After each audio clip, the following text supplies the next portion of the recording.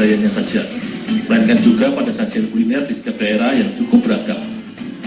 Selain sajian masakan serta olahan cemilan atau jajanan tradisional, terdapat salah satu bagian dari kekayaan kuliner Indonesia yang tak pernah bisa dipisahkan dari kebiasaan makan pada masyarakatnya, yaitu sambal. Hampir setiap sajian masakan di Indonesia memang tidak pernah bisa lepas dengan sambal. Tercatat ada sekitar 100 jenis olahan sambal yang ada di Indonesia. Salah satunya adalah sambal Lampung.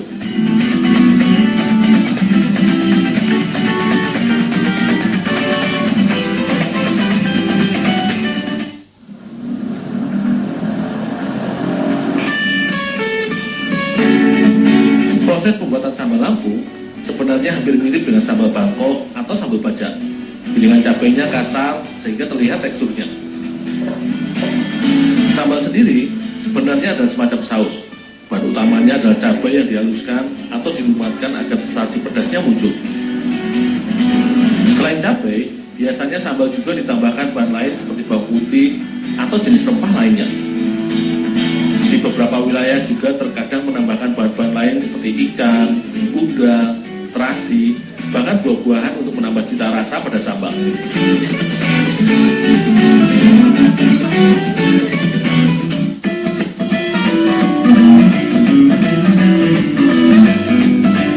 Masyarakat Lampung merupakan bagian dari masyarakat Melayu di Pulau Sumatera yang juga mengenal tempoyak atau hasil fermentasi dari buah durian untuk dijadikan bahan campuran dalam olahan kulinernya. Salah satunya sebagai bahan campuran sambal seruit. Namun di rumah produksi yang terletak di Jalan Pagar Alam Tanjung Karang pada Lampung ini tidak menggunakan tempoyak layaknya sambal seruit, melainkan menggunakan buah durian yang masih segar sebagai campuran olahan sambalnya. Sementara aku menyiapkan bahan sambal, Mas Imam, salah satu karyawan di sini, membantu memisahkan buah durian yang telah matang pohon dari bijinya, agar mudah diolah bersama adonan sambal yang akan aku buat nanti.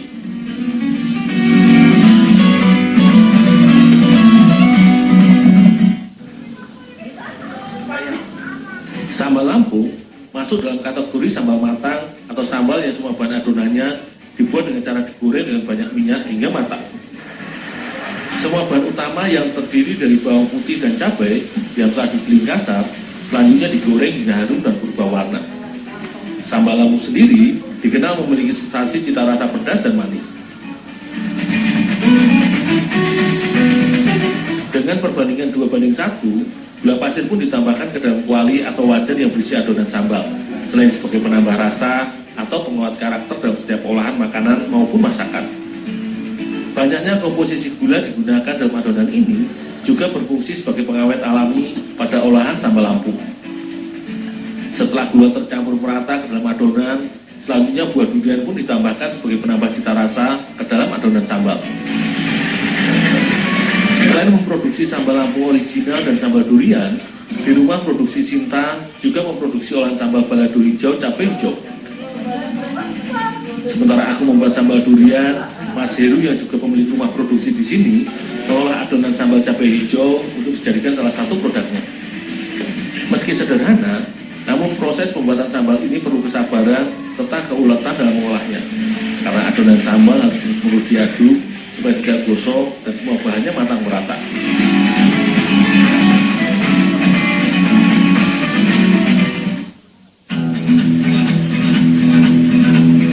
Di rumah produksi yang sudah berusia sekitar 12 tahun ini, hampir setiap harinya juga memproduksi berbagai macam olahan keripik dan juga beberapa cemilan khas Lampung. Namun salah satu produk unggulan mereka adalah sambal Lampung yang sudah cukup dikenal. Selain memiliki ciri dengan cita rasa yang berbeda, sambal Lampung buatan rumah produksi di sini menggunakan bahan-bahan yang masih segar dan juga pengawet alami. Bu, ini Bu sambal duriannya Bu. Ya, terima kasih. Baik dulu, tolong dibawa ya. Oh, ya, makasih Bu ya.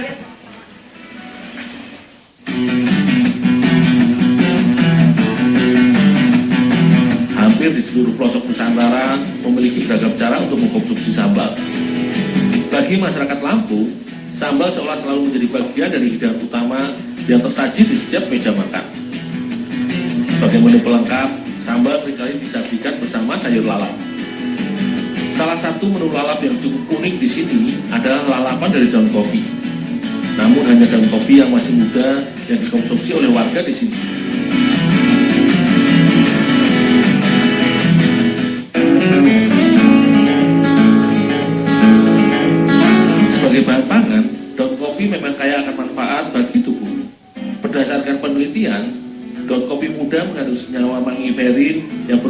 sebagai antioksidan, anti diabetes, serta membantu melancarkan peredaran darah karena meluruhkan atau mengurangi lemak dalam tubuh.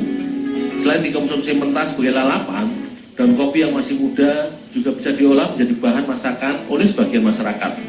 Kali ini, Ibu Rogeda akan memasak daun kopi bersama dengan sambal durian.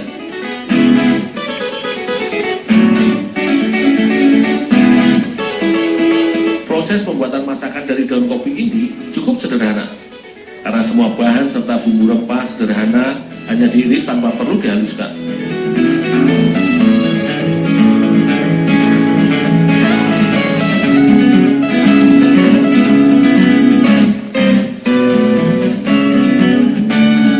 Awalnya, bumbu rempah sederhana dari cabai merah, bawang putih dan bawang merah yang telah diiris, kemudian ditumis dengan sedikit minyak goreng.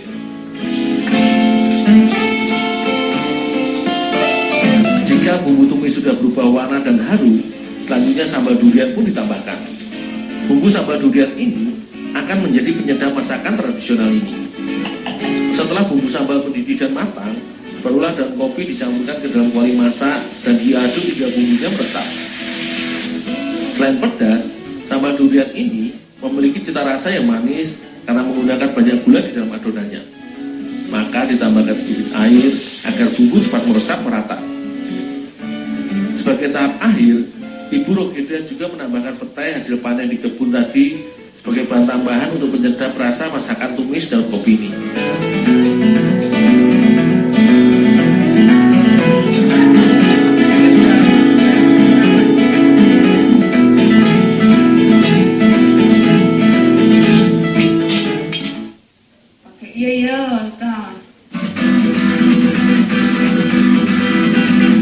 Selain dinikmati segar sebagai lalapan, daun kopi ternyata juga bisa diolah menjadi masakan yang lezat. Perpaduan sambal durian dengan tambahan beberapa jenis bumbu rempah membuat sajian masakan ini semakin gurih dan enak untuk dinikmati bersama-sama. Bila biasanya masyarakat Lampung hanya menyantap daun kopi mentah bersama sambal seruit, namun pengolahan ini seolah dapat menjadi pilihan lain serta variasi masakan olahan sambal.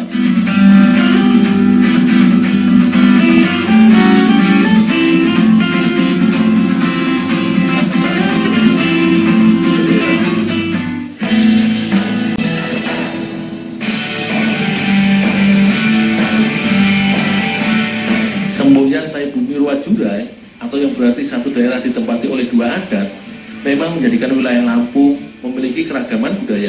Setiap wilayah di daerah Lampung memiliki ciri serta tradisi yang berbeda-beda.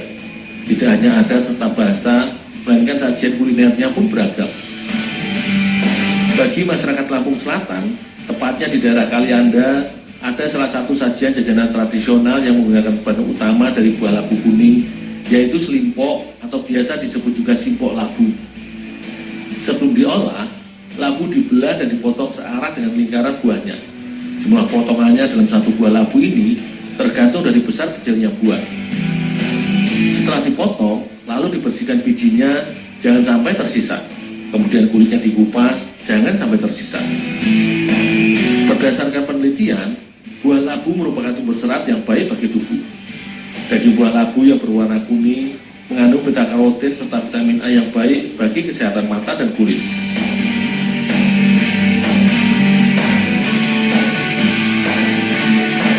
Setelah buah dikupas, langsung aku cuci potong demi potong labunya berulang hingga bersih dari sisa getah yang menempel pada kulit luarnya.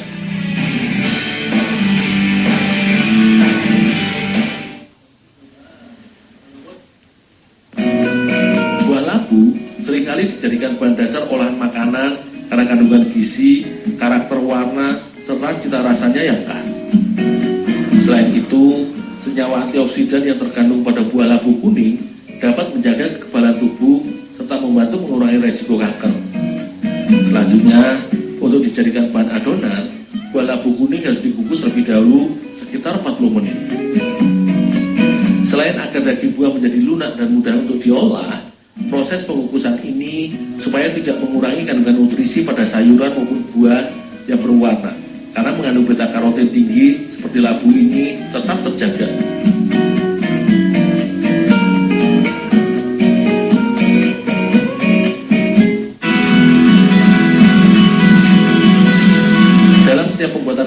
kue, terdapat beberapa tahapan yang menjadi kunci dari olahan yang akan dibuat.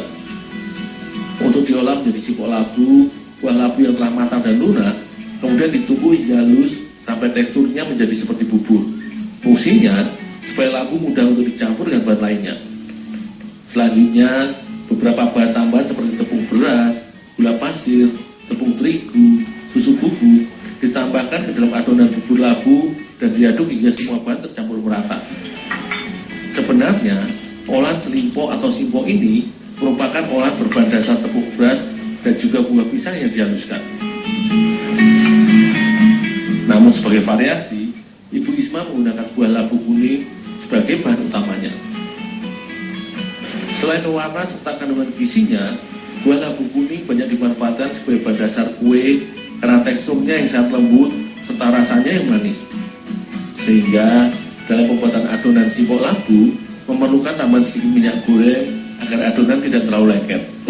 Selain itu, agar adonan lebih mudah kalis dan padat nantinya.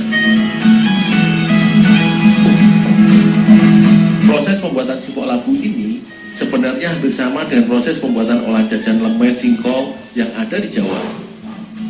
Adonan labu yang sudah bercampur dengan bahan lainnya selanjutnya harus langsung dibungkus dengan daun pisang.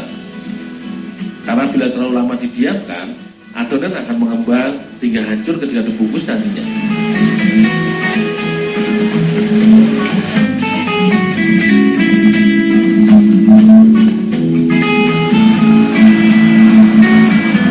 Sipok labu merupakan jenis jajanan kue basah karena proses pembuatan sipok labu dimatangkan dengan cara dikukus. Dalam pengukusan dibutuhkan uap panas yang stabil, dibutuhkan waktu sekitar 30 menit hingga daun pisang berubah warna dan adonan benar-benar matang.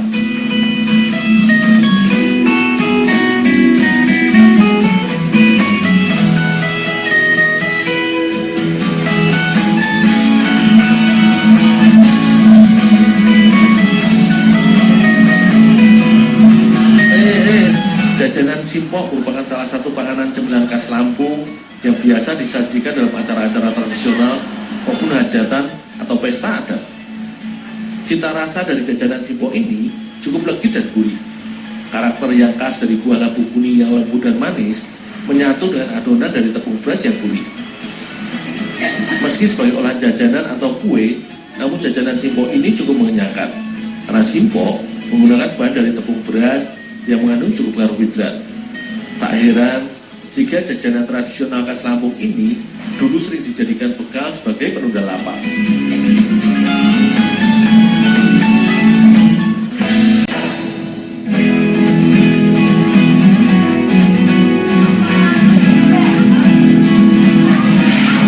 Melihat kehidupan masyarakat pesisir memang tak pernah bisa terlepas dari hasil laut. Di Desa Beringin, seputaran pesisir selatan Lampung, hasil tangkapan ikan adalah berkat Tuhan dalam kehidupan. Hampir setiap hari sebagian besar masyarakat di sini sibuk mengolah ikan hasil tangkapan untuk diambil daging. Salah satunya usaha pengolahan daging ikan milik Pak Mulyadi ini.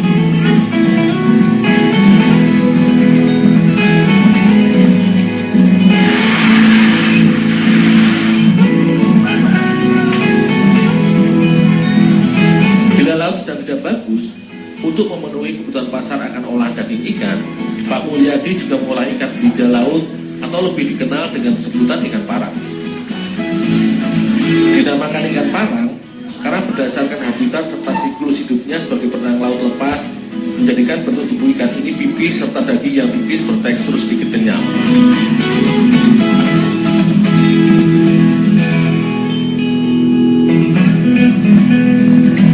Untuk dijadikan bahan olahan, daging ikan biasanya difilet atau dipisahkan dari durinya saja, kemudian digiling. Namun di sini sedikit berbeda. Warga Lampung biasa mengolah daging ikan dengan cara dipirit. Dinamakan dipirit karena daging ikan yang sudah difilet kemudian ditekan atau digilas dengan mangkuk dari bahan logam kuningan yang berlubang atau di sini disebut irik pada papan kayu. Bagi warga Lampung, teknik pirit ikan merupakan teknik pengolahan daging ikan yang paling efektif dalam pengambilan daging ikan. Karena ketika ditekan, daging akan naik melalui lubang dan terkumpul di irik. Sementara duri ikan akan akan terpisah dan tertinggal di papan pengilasan.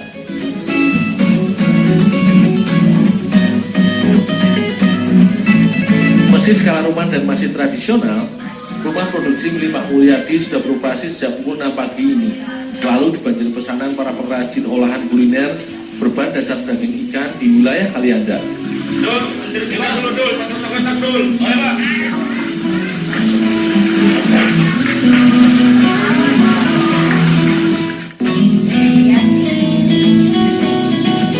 Bagi warga Lampung, terdapat salah satu olahan cemilan yang berbahan dasar ikan yang sudah sangat familiar. Bahkan sudah dikenal oleh masyarakat Indonesia pada umumnya, yaitu otak-otak ikan.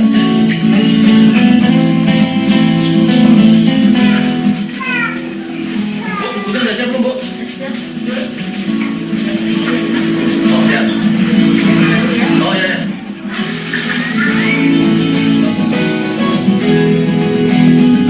Otak-otak ikan merupakan olahan cemilan yang memiliki karakter legit serta gurih ketika dimakan. Selain daging ikan, santan kelapa merupakan bahan dasar utama dari olahan cemilan khas Lampung ini. Untuk membuat otak-otak ikan, awalnya daging ikan ditambahkan gula pasir serta tepung tapioka untuk dibuat adonan.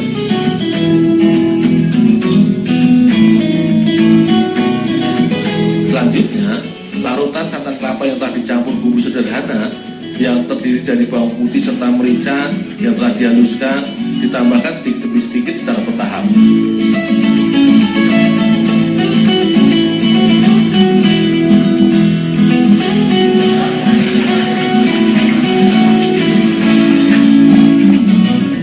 Salah satu kunci dalam pembuatan otak-otak ikan adalah teknik mengadon atau mencampur semua bahan hingga menjadi adonan yang menyatu dan mengembang.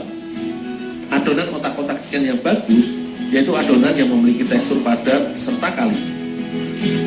Setelah semua bahan tercampur merata, adonan harus terus diaduk dengan tangan dan ditambahkan santan kelapa sedikit demi sedikit.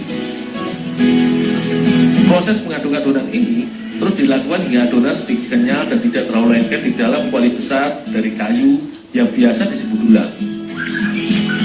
Meski proses pembuatan adonan otak-otak ikan terlihat sederhana dan mudah, namun dibutuhkan ketelatenan serta keuletan dalam mencampur semua bahan hingga menjadi sebuah adonan yang sempurna serta tidak hancur ketika diolah nanti.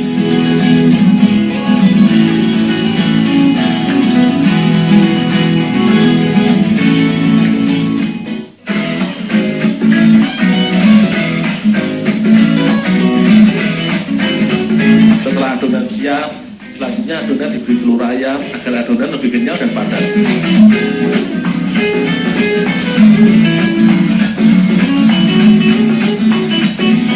Layaknya dalam teknik pembuatan pepes, adonan otak-otak yang telah terikat menjadi satu kemudian dibungkus dengan daun pisang untuk dipanggang nantinya.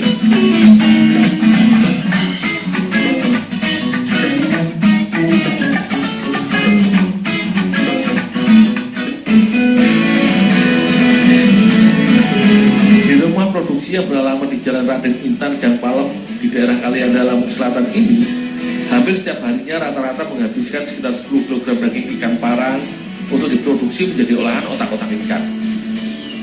Meski proses pembuatannya cukup sederhana, namun produk olahannya mampu bertahan hingga 3 hari.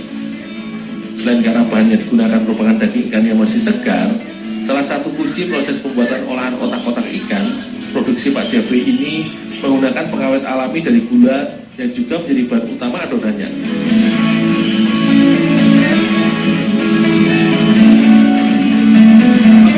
Olahan otak-otak ikan buatan Pak Jeffrey ini cukup banyak digemari karena sensasi serta cita rasa dari adonannya yang khas Lampung. Karakter daging ikan parang begitu terasa lembut, berbalut adonan nan legit, seolah membangkitkan kenangan masa leluhur semasa tinggal di Lampung dulu. Meski sebagai cemilan, namun olahan otak-otak ikan merupakan jajanan yang aman dan bermanfaat bagi tubuh ketika dikonsumsi. Daging ikan yang digunakan sebagai bahan adonan mengandung omega 3 serta asam amino yang membantu merawat peredaran darah.